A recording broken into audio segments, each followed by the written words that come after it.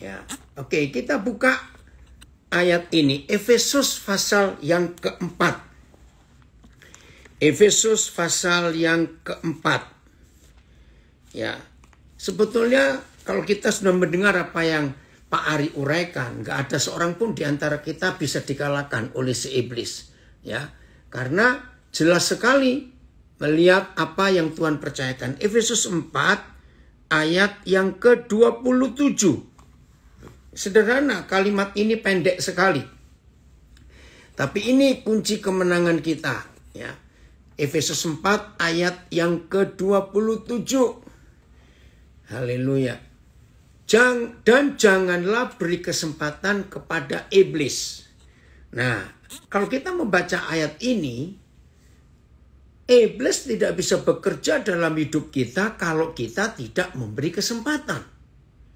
Ya, TL-nya, jangan kamu beri tempat kepada iblis. BIS, supaya iblis tidak mendapat kesempatan. TSI, dalam hal itu, janganlah beri kesempatan kepada iblis untuk mengalahkanmu. Nah, tadi salah satu kalimat yang sangat menyentuh hati saya waktu saudara Ari katakan itu. Jadi iblis itu kerjaannya memang mondar-mandir. Ya. Terus dia hanya bisa mencari orang yang lengah, orang yang tidak berjaga-jaga. Berarti orang yang selalu berjaga-jaga dalam hidupnya, orang itu gak akan bisa kena dimangsa atau ditelan oleh si iblis. Nah, jadi kalau ada di antara kita bisa kalah oleh si kunyuk itu, bukan iblis yang membuat kita kalah. Jadi iblisnya itu sudah gak ada apa-apa. Kitanya yang menyerahkan diri untuk dikalahkan. Nah, kiranya ini membuat kita mengerti. Berapa hari ini saudara, saya gak tahu kena apa ini. Kok Tuhan izinkan saya tuh ngurusin orang-orang yang tersinggung, sakit hati karena salah ngomong. Sampai tadi pagi. Pagi-pagi jam 5 bayangin. Ada yang telepon. Loh, saya dengar kok kamu ngomong begitu. Nah, yang ngomong, loh aku gak pernah ngomong seperti itu. Bayangin itu. Jam 5 pagi. Lebih lah kira-kira. Sudah diberi sarapan. Orang dengar salah ngomong. Nah, yang satu yang gak ngomong ya ngotot. Aku gak bicara begitu. Nah, yang dengar ngotot juga. Aku ingat betul. Kamu bicara seperti itu. Nah, saudara, berapa kali kita belajar? Tolong ya, dalam hidup kita berkomunitas, berkeluarga, ya, berteman, bergereja, apa saja. Nah, itu ada yang tertawa itu. Ya, ingat, untuk saudara dan saya bisa saling komunikasi dan bisa mendengar suara orang yang bicara kepada kita. Itu sarananya cuma satu, yaitu udara. Tolong ingat baik-baik, yaitu udara. Sebab tanpa udara kita nggak bisa dengar siapa yang ngomong kepada kita. Maka itu astronot yang ada di ruang angkasa, di luar atmosfer bumi ini, kalau nggak pakai alat sarana, ya mereka nggak bisa dengar. Mau berteriak sampai urat leher ini putus misalnya. Jarak cuma 1 meter. Kalau di ruang angkasa yang tidak ada udara itu, jarak 1 meter walaupun berteriak, nggak ada yang bisa dengar. Karena sarananya itu adalah udara. Nah, kita lihat Efesus 6, nggak usah dibuka. Ditulis Efesus 6 itu bahwa iblis itu penguasa udara. Nah, jadi kalau kita ngomong, maka kita harus melewati wilayah udara. Dan itu wilayah iblis. Saudara pernah tahu nggak? Ya, contoh yang paling dekat, Singapura dengan Indonesia. Ini sering kali terjadi bukan perebutan, pertengkaran soal wilayah udara. Karena Singapura itu kan kecil dan di sekelilingnya itu kan wilayah Indonesia. Nah, dalam peraturan internasional sudah ada jalur-jalur yang sudah dikuasai oleh tiap-tiap negara. Nah, itu ada peraturannya. Nggak boleh melewati. Begitu pula dalam banyak negara yang ada. Nah, paling ribut ya Singapura dengan Indonesia ini. Belum lama lihat, oh ya terima kasih Sarmin. Zona ekonomi eksklusif, tapi udara beda lagi, itu yang laut. Nah, belum lama lihat Taiwan dengan Tiongkok ribut. Karena pesawat tempur Tiongkok melewati wilayah udara Taiwan. Nah itu ribut. Nah itu wajar memang dalam dunia politik. Ternyata sama yang iblis buat atas hidup kita. Kalimat yang kita katakan itu A misalnya. Jelas kita ngomong A. Tapi karena masuk wilayah iblis, zonanya si udara itu, sampai telinga yang mendengar kita bisa jadi Z. Bayangin saudara. Oke, terima kasih Filipus. Ini Efesus 6 ayat 12. Karena perjuangan kita bukanlah melawan darah dan daging, tetapi melawan pemerintah-pemerintah, melawan penguasa-penguasa, melawan penghulu-penghulu dunia yang gelap ini, melawan roh-roh jahat yang di udara. Ngeri sekali. Saudara, siapa pernah tahu cerita? Ya, wajar namanya manusia. Suami istri ketika sedang berdua di tempat tidur. Bayangkan, sebesar-besarnya sebuah tempat tidur yang ditiduri suami istri. Masa sampai 10 meter lebarnya? Ya nggak mungkin dong. Saudara pernah dengar cerita suami istri bisa ribut karena sampai ke telinga yang satu, ternyata kata-katanya diterima salah. Padahal pasangannya tidak begitu. Oh, Bantul harus keluar dulu. Tuhan memberkati ya, yang LP Bantul. Nah itu bayangkan di satu tempat tidur. Suami istri bisa ribut karena salah dengar. Nuduh yang satu salah bicara. Lah yang dituduh tidak mau. Terima dong, aku nggak ngomong begitu. Loh buktinya sampai ke telinga aku ngomong begitu. Nah, saudara lihat itu. Bahkan tidak sedikit hanya gara-gara ngomong di tempat tidur begitu. Bisa sampai pertengahan besar perceraian. Aduh, kurang ajar iblis. Ada yang komen di Instagram. Iblis patut diakui pintar. Bukan licik, bukan pintar. Tapi kita jauh lebih pintar harusnya. Amin. Ya kita nggak boleh dikalahkan. Aduh saudara, ngeri sekali. Kalau peristiwa itu terjadi. Maka itu mulai hari ini. Satu kalimat pendek ini. Tema yang dipilih oleh saudara kita Arianto dari Balikpapan hari ini. Jangan beri kesempatan kepada iblis. Si kunyuk itu selalu cari gara-gara. Salah faham, salah dengar, salah sangka, salah lihat, salah bicara. Sudahlah. Kita tahu salah semua. Itulah manusia. Maka itu hati-hati dalam hal ini. Ya, dalam salah mikir, betul itu salah faham. Jen dari Lampung. Sampai, aduh kadang-kadang kalau kita lihat ya, kerjaan masih banyak, yang perlu diurus masih banyak. Ternyata urusan seperti itu. Nah ini contoh. Karena iblis diberi kesempatan. Salah faham, salah sangka, salah dengar, salah lihat, salah bicara. Aduh sudahlah, ngeri sekali. Maka itu mulai hari ini ayo kita belajar. Jangan kita mau istilahnya dikadali lagi oleh si iblis. Jangan kita mau dikadali oleh iblis. Karena kita tahu apa maksudnya.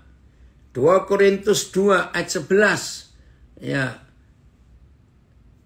2 Korintus 2 ayat 11. Sudah berapa kali kita belajar lewat ayat ini. Ya, maka itu jangan kita mau kalah lagi ya saudara. Kita harus hati-hati jebakan-jebakan iblis. Ya, 2 Korintus 2 ayat yang ke-11. Supaya iblis jangan beroleh keuntungan atas kita. Sebab kita tahu apa maksudnya. TSI. Dengan cara. Ini terjemahan sederhana Indonesia. Dengan cara saling memaafkan akan lebih baik bagi kita. Supaya kita tidak tertipu oleh iblis. Karena kita bukan orang bodoh yang tidak tahu rencana-rencana iblis. Aduh, gak enak betul kalau saya balik kalimat ini. Jadi kalau ada di antara kita lupa atau memang tidak tahu atau belum tahu apa tipu muslihat iblis, maka menurut ayat ini kita adalah orang bodoh. Saya ulangi lagi terjemahan sederhana Indonesia 2 Korintus 2:11. Dengan cara saling memaafkan akan lebih baik bagi kita, supaya kita tidak tertipu oleh iblis. Karena kita bukan orang bodoh. Nah, kalau kita bukan orang bodoh, harusnya orang pintar. Kapan kita pintar? Karena kita tahu rencana-rencana iblis. Udah ya, tadi pagi jam 5. Tahu-tahu 7:30. Ada suami istri telepon saya, ribut-ribut. Nah, nuduh suaminya, kamu sih tidak serius. Kalau aku mintain tolong kamu, ada saja alasanmu. Tapi kalau temanmu minta tolong, begitu cepat kamu melakukannya. Aduh, saya pikir ini kisah lama sejak zaman Taman Eden dulu. Lalu suaminya menjelaskan bagaimana ini. Ya, hal-hal kecil itu terjadi. Ya, suami bisa menjelaskan begini, begitu, begini, begitu. Masih salah juga. Nah, lalu istrinya ungkit-ungkit. Ingat yang dulu, yang bulan sekian, yang tahun sekian. Wah, keluar semua sudah.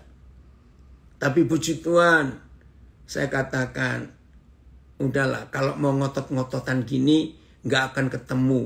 Karena masing-masing kita selalu berkata, aku benar, kamu yang salah. No, itu ada yang komen, saya pernah begitu. Bukan cuma kamu, Dorma. Saya juga dengan istri saya pernah salah paham, pernah ribut. Nah, saya bukan mau membela para suami ya.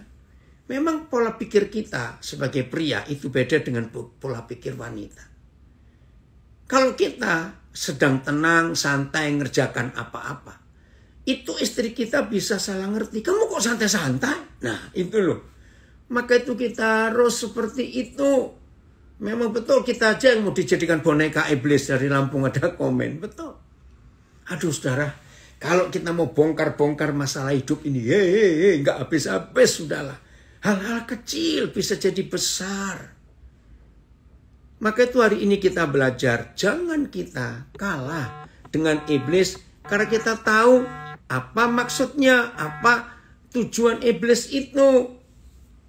Jangan kita kalah. Oh, ada yang komen juga di IG, saya juga begitu katanya.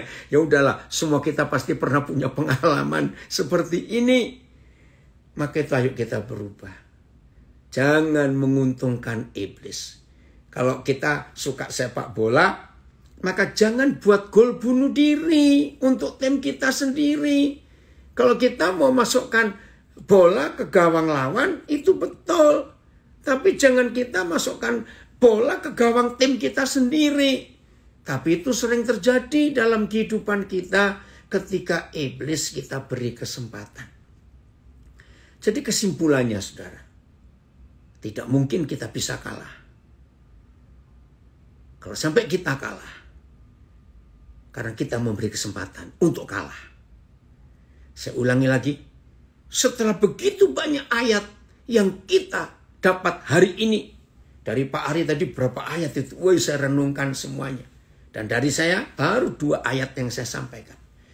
Kalau kita mempelajari semua firman sampai di saat ini saudara, sebetulnya kalau sampai kita kalah, itu yang goblok adalah kita. Maaf, jangan tersinggung. Yang bodoh adalah kita. Karena kita sudah kenal tipu muslihat iblis. Kenapa kita beri kesempatan mereka untuk menjatuhkan kita? Jadi kesimpulannya begini. Ya, saya tahu masih ada beberapa orang yang marah kepada saya. Saya juga bingung. Kenapa saya dimarahi? Kenapa saya disalahkan? Minta pembelaan. Maaf. Harusnya begini setelah kita dengar firman ini. Ternyata kalau ada apa-apa dengan diri kita, dengar baik-baik. Kalau ada apa-apa dengan diri kita, ternyata kitanya yang salah. Bukan orang itu. Maka itu kalau masih ada di antara kita jadi orang bodoh, ayolah kita berubah. Sejahat-jahatnya seseorang terhadap diri kita. Ya, dengarkan kalimat ini. Sejahat-jahatnya seseorang terhadap diri kita.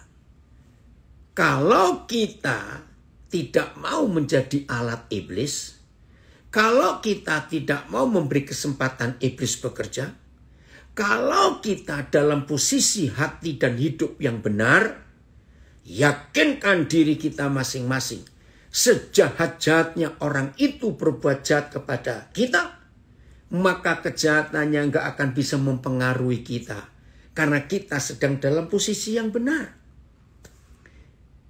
Maka itu kalau kita dalam posisi yang salah, nggak usah orang buat jahat. Ya, nggak usah orang buat jahat. Nah, saudara perhatikan. Itu kan cuma karena salah paham, salah ngerti saja. Anak muda ini mau keluar pesawat cepat. Katanya sakit gigi dan pengen kencing. Oke lah, alasannya apapun. Nah, ada ibu tua yang umurnya 70 tahun lebih. Dikira menghalangi dia. Nah, padahal namanya orang tua kan tidak bisa cepat. Apalagi nurunkan barang dari laci atasnya pesawat. Nah, ini loh. Contoh-contoh seperti ini. Jadi ribut. Maka itu saya ulangi lagi. Kalau sampai ada di antara kita bisa terpengaruh karena perbuatan dan kata-kata seseorang, tolong diingat, yang salah bukan yang ngomong, yang salah bukan yang berbuat salah, yang salah adalah kita yang menerimanya. Nah, ini sulit dimengerti oleh dunia, apalagi orang-orang sombong itu. Aduh, mengerikan sekali. Maka itu ayo kita berubah hari ini. Nah, saya ulangi lagi. Untuk kesekian kalinya saya itu berkata kepada semua kita. Ya, sadari betul-betul. Kalau ada apa-apa yang dari luar. Sejelek apa, sekotor apa, sejahat apa, separah apa. Pokoknya yang dari luar. Kalau saudara dan saya hidup benar di hadapan Tuhan. Dan tidak pernah memberi kesempatan kepada iblis. Yakinkan diri kita masing-masing bahwa kita tidak bisa terpengaruh oleh perbuatan dan perkataan orang itu dalam nama Yesus. Kita harus belajar. Maaf, kalau ada orang jatuh karena narkoba. Ini ada yang komen dari Facebook, dari Instagram. Terus belajar kalau begini nih. Ya, tapi jangan terus-terusan belajar, kapan pinternya. Ya, kita harus tahu bagaimana Tuhan menolong kita. Saya ulangi lagi ya saudara, Tuhan tolong kami semuanya. Apapun yang dibuat oleh seseorang atau lebih, apapun. Dengan kata-kata, dengan perbuatan, dengan segala macam. Kalau saudara dan saya dalam posisi hati yang benar, sikap yang benar, dengarkan. Maka sampah kotoran apapun yang dilempar dari luar, kita tidak akan menerimanya. Karena kita benar, hati kita beres. Apalagi kalau kita dengar firman ini, kita tidak memberi kesempatan kepada iblis. Ini loh masalahnya saudara, ketika kita tidak menjaga hati kita. Ketika iblis sedang bekerja, kita tidak boleh menerimanya. Ya, suami istri yang rajin ribut, rajin bertengkar, karena salah paham, salah ngerti, salah dengar, salah sangka, salah lihat. Aduh, semuanya salah. Hari ini kita jadi dewasa dan hidup dalam kebenaran. Tetangga mau buat apa saja, kita nggak akan bereaksi kalau kita benar di hadapan Tuhan. Nah, maka itu hari ini kita harus melihat betapa Tuhan kita itu luar biasa. Jadi enak loh saudara, kalau kita hidup dalam posisi yang benar, ya, Woi, hidup ini luar biasa. Enak sekali. Tenang hidup ini. Ribut-ribut yang di luar kita hanya dengar. Tetapi keributan itu tidak boleh mendarat di hati kita. Nggak boleh merasuki pikiran kita. Jangan. Biar mereka di luar saja. Iblis mengaum-ngaum. Masih ingat pepatah orang Arab, ini bicara tentang Arab. Ya, anjing menggonggong. Ya, kafilah jalan terus. Iya, nggak peduli. Digonggongin anjing jangan berhenti, tetap jalan saja. Kalau kita punya tujuan yang benar. Oh, ada yang komen. Saya sering dengar firman itu. Mengapa saya masih bisa jatuh? Minggu lalu saya marah. Puji Tuhan. Ayo hari ini kita bertobat ya. Aduh saudara. Kalau saya mau cerita. Hampir tiap hari. Ada saja.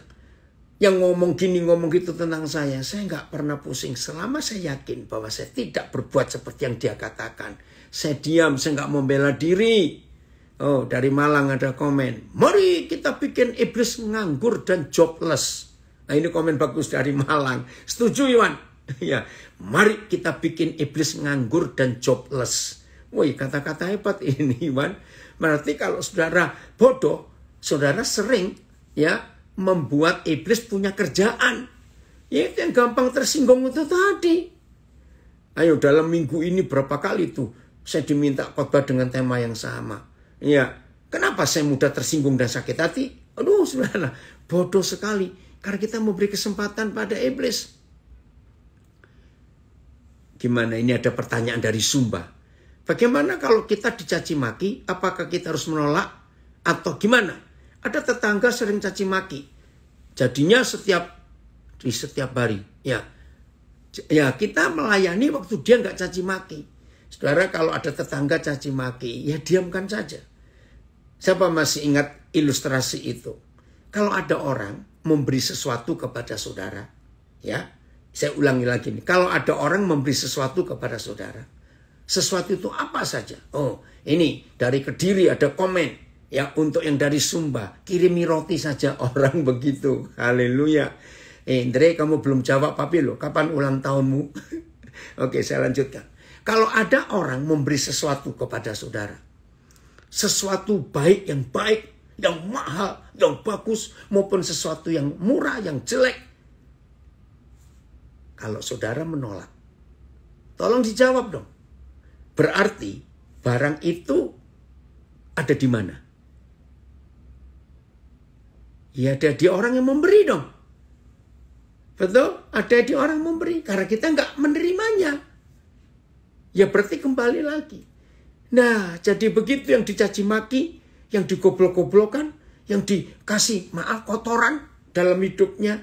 Kalau kita nggak terima, ya menolak, tidak menerima itu berarti tidak menolak loh. Beda. Kalau menolak kita bilang, aku nggak mau. Kalau kita nggak terima, ya nggak usah ditanggapin. Nah, apa yang terjadi kalau orang itu maki-maki kita, menjahati kita, ya, memarahi kita, menuduh kita, memfitnah kita, tapi kita tidak menerimanya. Ya kembali ke orang itu dong. Ada yang komen dari Lampung, ya diketawain aja kalau kita dicaci maki. Nggak usah ketawa, nanti orangnya malah tersinggung. Pokoknya nggak usah terima lah.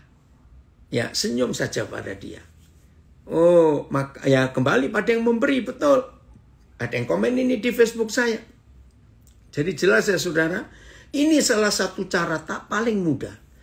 Hidup jangan beri kesempatan kepada iblis. Jangan sama sekali. Karena kita tahu apa muslihatnya, apa tipu dayanya.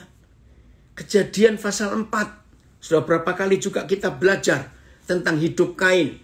Kejadian pasal yang keempat. Mari kita lihat mulai ayat yang keempat. Oh, waktu itu Kain sudah punya rencana jahat karena dia iri hati. Dia nggak terima. Dia marah kepada Tuhan, tapi adiknya jadi sasaran. Ya. Oke, jadi kita jangan sampai kalah. Kejadian 4 mulai ayat yang keempat. Habel juga mempersembahkan korban persembahan dari anak sulung kambing dombanya, yakni lemak-lemaknya. Maka Yahweh mengindahkan Habel dan korban persembahannya itu. Ayat 5. Tetapi Kain dan korban persembahannya tidak diindahkannya. Lalu hati Kain menjadi sangat panas dan mukanya muram. Saudara, sampai hari ini masih banyak perdebatan tentang kisah Kain dan Habel. Ada banyak kontroversi. Ini ya, supaya kita nggak ribut-ribut masalah ini. Ternyata bukan soal benda yang dikorbankan kepada Tuhan itu yang menyebabkan ditolak atau tidak. Bukan. Ternyata masalah hati, saudara. Saya ulang ya, masalah hati. Nah, ternyata hati Kain itu memang sudah jahat dari semula. Kalau kita baca ini baik-baik. Jadi sebelum Kain dan Habel mempersembahkan sesuatu kepada Tuhan, jauh sebelum itu, ternyata Kain ini punya hati yang iri kepada adiknya. Nah, dari mana saya bisa berani mengatakan ini? Ingat Matius 5, Tuhan Yesus pernah berkata begini. Kalau kamu akan mempersembahkan sesuatu kepada Tuhan, dan ketika kamu sudah tiba di depan mezbah persembahan itu, lalu kamu teringat bahwa ada sesuatu di hati saudaramu terhadap kamu, maka jangan kau persembahkan korban itu. Taruh dulu di depan mezbah, berdamai dengan saudaramu itu. Wih. Nah, ayat itu yang menolong saya untuk mengerti tentang mengapa persembahan Habel diterima, persembahan Kain ditolak. Bukan masalah kambing dombanya dan bukan masalah hasil buminya. Enggak. Masalah hati yang enggak beres. Jadi hati Kain itu sudah panas sebelum persembahan itu diberikan kepada Tuhan oleh kakak beradik ini. Maka itu kita rajin-rajin periksa hati, saudara. Rajin-rajinlah periksa hati. Ada orang yang menyampaikan begini, maafkan saya ya, saya bukan mau ngomongin orang. Dia bilang ada orang, kalau dengar khotbah saya, dia bilang selalu saya memberi peluru panas kepada dia. Loh, saya ini bingung, peluru panas yang bagaimana? Saya cuma menyampaikan firman Tuhan. Aduh, ini loh hal-hal kecil seperti ini yang kita buang-buang waktu. Kalau memang kita tertemplak dan ditegur oleh firman Tuhan, ya ayo kita bereskan. Ya kalau saya menyampaikan kebenaran dan ada orang, ya saya pakai 3 kata ini, nggak tahu yang mana, tersinggung, tertuduh, atau tertemplak. Maafkan saya. Saya hanya menyampaikan firman. Maka itu, ayo hari ini kita berubah. Supaya firman itu tidak jadi ajang perdebatan, ajang pertengkaran. Ada komen dari Facebook, setiap masalah, iblis menunggu respon hati kita dan mencari celah untuk dia masuk dan merusak. Jadi sangat penting menjaga respon hati kita yang baik-baik saja, sekalipun menyakitkan. Amin. Wih, luar biasa. Oh, terima kasih Filipus. Ini Matius 5, ayat 23. Ya, saya akan baca. Matius 5 ayat 23. Sebab itu, jika engkau mempersembahkan persembahanmu di atas mezbah. Ini ayat dahsyat sekali. Dan engkau teringat akan sesuatu yang ada di dalam hati saudaramu terhadap engkau. Tinggalkanlah persembahan itu di depan mezbah itu. Dan pergilah berdamai dahulu dengan saudaramu. Lalu kembali untuk mempersembahkan persembahanmu itu. Wih, luar biasa. Filipus coba ayat 23 dari berapa terjemahan. Saudara ingat loh, saya dulu berpikir kalau engkau ingat bahwa ada sesuatu di hatimu terhadap saudaramu itu. Ternyata bukan begitu firmannya. Kalau ada sesuatu di hati saudaramu terhadap engkau, ini luar biasa ayat. Karena itu jika kamu mempersembahkan persembahanmu di atas altar dan di sana kamu teringat bahwa ada sesuatu dalam hati saudaramu terhadapmu. Wih, TSI. Karena itu kalau misalnya kamu sedang membawa persembahanmu untuk dibakar pada mezbah di rumah Yahweh, dan tiba-tiba kamu teringat bahwa ada orang lain yang sakit hati kepadamu, saudara, jadi kita harus ngurusin orang lain. Itu pun gak boleh. Nah, jadi Kain itu sudah gak suka kepada Habel dari sononya, gak tahu sejak kapan. Itu kita gak boleh mempersembahkan korban. Jelas ya saudara, ini luar biasa Tuhan itu. Maka itu ayo kita hidup dalam kebenaran ini. Jangan mau dibuangin sampah di hidup kita. Berapa kali kita belajar. Jangan mau jadi langganan iblis. Jangan mau jadi customernya setan. Jangan mau jadi membernya si kunyuk itu. Firman Tuhan ini luar biasa. Sudahlah. Jangan meresponi sejahat apa, setidak enak apa yang dibuat oleh orang lain terhadap kita. Jangan kita responi. Kita tetap ampuni, tetap bersaudara. Jangan nuntut yang macam-macam. Kembali ke Kejadian 4, ini bagian terakhir. Ya, jadi setelah Kain panas hati, Tuhan tegur, ya, hatinya muram. Ayat 6, Kejadian 4 ayat 6 sekarang. Ini yang terakhir. Terima kasih Ari untuk tema yang luar biasa hari ini. Kita boleh belajar. Ayat 6. Jadi setelah Kain mukanya muram dan hatinya panas ya, ayat 4, ayat 5 tadi. Firman Yahweh kepada Kain. Mengapa hatimu panas, Kain? Mengapa mukamu muram? Apakah mukamu tidak akan berseri jika engkau berbuat baik? Tetapi jika engkau tidak berbuat baik, dosa sudah mengintip di depan pintu. Ia sangat menggoda engkau. Tetapi engkau harus berkuasa atasnya. Saudara, ayo kita jadi berhikmat seperti ini. Jadi Tuhan sudah datang kepada Kain. Memperingatkan dia. Ingat loh Kain, iblis itu menunggu di depan pintu. Pintu hatimu. Ia sangat menggoda engkau. Tapi engkau harus berkuasa atasnya. Sudah diperingatkan. Tapi sedih. Ayat 8 lihat. Kata Kain kepada Habel adiknya. Dek, marilah kita ke padang. Nah, dijebak. Habel gak pernah mikir macam-macam tentang kakaknya. Dia tetap berpikiran baik tentang kakaknya. Ketika mereka ada di padang, tiba-tiba Kain memukul Habel adiknya itu. Lalu membunuh dia. Aduh. Nah, jadi bukan iblis yang pinter. Bukan iblis yang hebat. Kainnya yang bodoh. Karena memberi kesempatan. Padahal Tuhan sudah ngomong, jangan Kain. Kalau kamu hidup benar, kamu gak panas hatimu, kamu gak muram, kamu melakukan yang baik, maka setan itu kalah. Saudara, ayo mulai hari ini, kita jangan beri kesempatan kepada iblis. Amin ya. Hiduplah sungguh-sungguh dalam kebenaran, dalam kemenangan. Jangan. Mulai hari ini, kita betul-betul tekun. Ya, kita percaya Tuhan itu baik atas kita semua.